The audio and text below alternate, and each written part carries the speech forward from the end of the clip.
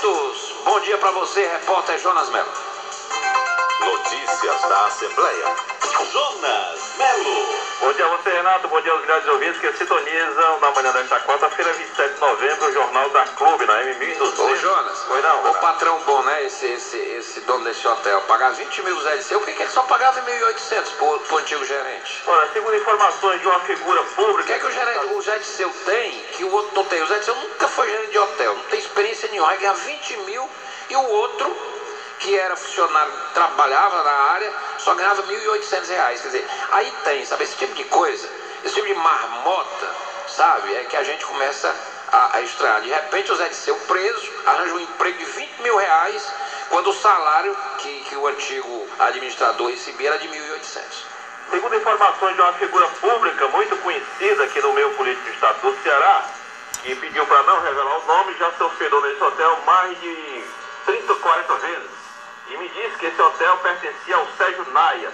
E esse hotel, para todos os efeitos, é de José Disseu como proprietário. Não está no nome dele, mas o hotel é dele. Aqui o Sérgio Naia é aquele pilantra que construiu aquele hotel feito de areia, né? Que caiu, né? É, já está nos quintos, né? É. Mas de qualquer forma, dizer a você que no primeiro expediente da manhã desta quarta-feira, já constam 6 oradores inscritos aqui na Assembleia Legislativa para o primeiro expediente. Professor Teodoro, deputado Fernando Hugo, deputada Bete Rose, deputado Doutor Guimarães, deputado Júlio César Filho, deputado Heitor Ferre, que é o 6º orador da manhã desta quarta-feira no primeiro expediente. Já o segundo expediente, Renato, será destinado à visita do secretário do Trabalho e Desenvolvimento Social, Josbertini Clementino. O convidado vai falar sobre as ações realizadas e os projetos futuros da sua secretaria. A campanha de mobilização pelo início imediato das obras da refinaria Prêmio do Ceará, na Assembleia Legislativa, chega à cidade de Alto Santo. A reunião será amanhã, quinta-feira, 28 de novembro, às 16 horas, no auditório Nicodemos Napoleão, no centro comunitário do município. O encontro é liderado pelo presidente da Assembleia, deputado José Albuquerque, do Partido Republicano da Ordem Social. Prefeitos, vereadores, lideranças políticas e empresariais, além de representantes de entidades públicas e privadas, participam do evento, que traz esclarecimentos sobre a importância e a necessidade da refinaria que será instalada no Complexo Industrial e Portuário do PECEM, mas que trará impactos econômicos para todo o Estado. Em uma entrevista a uma emissora de rádio aqui do Estado do Ceará, a presidenta Dilma afirmou que a vinda da refinaria Prêmio para o Ceará é irreversível. Vai com certeza gerar 90 mil empregos diretos e indiretos só na fase de construção. E o investimento, Renato, para a instalação desse equipamento é da ordem de 11 bilhões de dólares. Portanto, a questão com os índios anacessos já foi praticamente resolvida. O encontro de Alto Santo vai reunir representantes e autoridades de 21 municípios da região do Médio e Baixo Jaguaribe e no litoral de Aracati. São os municípios de Alto Santo, Iracema, Potiretama, Quixeré, São João do Jaguaribe, Tabuleiro do Norte, Morada Nova, Jaguaretama, Jaguaribe, Bererê, Pereiro, Sonópolis, Jaguaribara, Palhano, Limoeiro do Norte, Jaguaruana, Russas, Itaiçaba, Fortim, Icapuí e Aracati. Prefeitos e presidentes, com certeza que câmaras municipais serão presentes, porque com certeza querem que o compromisso de Lula e Dilma Rousseff seja cumprido no Ceará, foi o que afirmou o presidente da Assembleia, José Albuquerque. Os proprietários de imóveis localizados a um raio de até 4 quilômetros das obras públicas estaduais podem começar a preparar o bolso, viu? Em mensagem encaminhada aqui à Assembleia Legislativa na última sexta-feira, o Executivo cearense propõe via projeto de lei a cobrança de uma contribuição de melhorias, tendo como hipótese de incidência a valorização do bem em decorrência dessas intervenções. Cobrada uma única vez a cada obra, o valor será equivalente a 10% da efetiva valorização imobiliária, limitando a 5% do valor venal do imóvel beneficiado, incluindo aí a diferença entre o preço do imóvel antes e posterior ao serviço. Nós conversamos ontem com o deputado Heitor Ferre e ele questiona, diz que não é legal. É sempre muito antipático a criação de novos impostos. O governador do estado manda uma mensagem para cá, mas não é ele que cria o imposto. O imposto, que é essa contribuição de melhoria, só pode ser criado se nós, deputados, aprovarmos a matéria. Por isso que toda cautela é pouco. Porque, veja bem, o cidadão mora num bairro distante do centro da cidade, dos bairros mais nobres, e chega uma obra e aquela obra melhora o valor do seu imóvel, o imóvel vai valer um pouco mais, mas ele não teve a melhoria da sua capacidade contributiva. A melhoria do valor do imóvel dele para pagar pela melhoria, termina o cidadão tendo que vender o imóvel para pagar porque o imóvel subiu de valor. Portanto, eu ainda estou recente, vou analisar com muita cautela e a tendência, por enquanto, é de votar contra a criação de um novo imposto para o povo do Ceará. Você acha que pode ter especulação imobiliária para comprar esses imóveis que vão perder com certeza os valores assim? Já estamos diante de especulações imobiliárias há muito tempo. Portanto, às vezes se faz essa especulação de forma como se fosse um balão de ensaio, artificialmente. O que nós temos que ter cautela é que na criação de um novo tributo, atormenta-se mais ainda a vida do cidadão do Estado do Ceará. Portanto, eu não sou simpático à criação de um novo tributo. O Senado aprovou uma proposta de emenda à Constituição do voto aberto para duas situações, Renato, como você falou aí no começo do programa. Cassação de mandato e exame de veto presidencial passam a ser decididos em votação aberta. A repórter Yara Farias Borges está em Brasília e tem mais informações a respeito dessa votação. Em sessão que durou quase 4 horas, o Senado aprovou o voto aberto para a cassação de mandato e exame de veto presidencial. Outras situações, como escolha de autoridades e eleição das mesas diretoras do Senado e da Câmara dos Deputados, continuam com votação secreta. Para o senador Rodrigo Hollenberg, do PSB do Distrito Federal, a sociedade quer o voto aberto para todas as situações. No entanto, considera um avanço a abertura do voto para a cassação e apreciação de vetos. Teremos uma vitória parcial neste momento. O Senado Federal não pode ser uma instituição que se esconde atrás do voto secreto. A população quer participar, a população quer saber como vota o seu senador. Também o senador Walter Pinheiro, do PT da Bahia, defendeu a votação aberta em todas as situações. Para ele, a transparência adotada pelo Senado deve ser estendida às votações.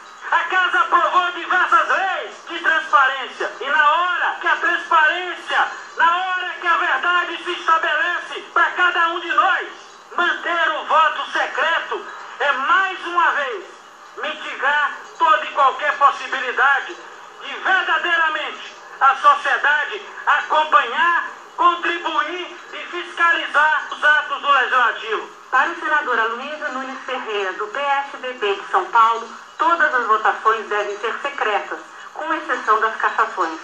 Segundo ele, abrir as votações pode afetar o equilíbrio entre os poderes. Uma questão que repercute de uma maneira que talvez nós nem possamos agora imaginar a que ponto ela operará no funcionamento das instituições democráticas brasileiras. A interferência do Executivo nas decisões do Legislativo também é o receio do senador Jader Barbalho, do PMDB do Pará. Considero um equívoco, um atestado que se passa de menoridade política para esta casa. Eu não vou colaborar para a menoridade, para a redução das prerrogativas do Senado Federal. A parte da PEC que sofreu modificações no Senado volta à Câmara dos Deputados. E o texto aprovado pelos senadores vai à promulgação. Da Rádio Senado, Yara Farias Borges. E esse texto foi aprovado ontem por 58 votos a 4. O plenário aprovou em segundo turno, como eu falei, o texto base da PEC do voto aberto, PEC 43/2013, que acaba com o voto secreto em todas as deliberações do Poder Legislativo. Pelo texto base, Renato, ficam abertas as votações de cassações de mandatos parlamentares e de vetos presidenciais, como eu falei agora há pouco. O senador Eudício Oliveira, líder do PMDB no Senado e líder da maioria naquela casa, foi recebido pela presidenta Dilma Rousseff para definir as votações até o final do ano. A presidenta Dilma comunicou ao senador cearense que antes da virada do ano quer visitar as obras de transposição do Rio São Francisco na área do Ceará. O ministro da Fazenda, Guido Mantega, Renato, disse que o governo descarta qualquer tipo de indexação para a correção do preço dos combustíveis. Segundo ele, uma modalidade para as correções está sendo examinada. Nós estamos amadurecendo uma modalidade, não vou dizer nenhuma fórmula para o eventual reajuste. Evidentemente, não pode ser uma indexação, foi o que disse o ministro Guido Mantega. O deputado Cândido Vacareza, do PT de São Paulo, disse ontem na Câmara que o laudo médico sobre o deputado licenciado José Genuíno, do PT de São Paulo, entregue ao Supremo na tarde de ontem, tem dados suficientes para que Genuíno consiga a aposentadoria da Câmara por invalidez. Com esse parecer, justifica-se plenamente a aposentadoria do deputado Genuíno. Como é? Quem está dizendo isso? É Cândido Vacareza, do PT. Rapaz, um deputado desse não tem. É uma cara de pau. O cara desse tem que comprar um litro de peroba e dar para ele. Como é que ele diz que esse laudo que eu acabei de ler aqui, o laudo diz claramente que o Genuíno tem um problema, mas não é de natureza grave, que deve ser monitorado, tomar remédio, coisa normal. Mas isso não invalida uma pessoa, não, rapaz. Ele disse mais: prender um cidadão nessas condições é ampliar os fatores estressantes que podem levar ao óbito. Esse deputado, eu vou dizer uma coisa. Olha, eu vou dizer uma coisa aqui para você, o meu caro o Jonas Mello. O Genuíno recebe salários de R$ 26.723,13 como deputado federal há 27 anos. Porque todo propaganda, o Genuíno é um pobrezinho e tal. Então, peraí, pobrezinho ele não é não, porque ele recebe há 27 anos R$ 26.723,13 de salário. Além disso, ele recebe cota mensal para exercício de atividade parlamentar SEAP, que é de R$ 31.301. De janeiro a setembro desse ano, o seu Genuíno botou no bolso R$ 522 mil. Só para variar. Aí o cara fica aí falando que o pobrezinho não tá...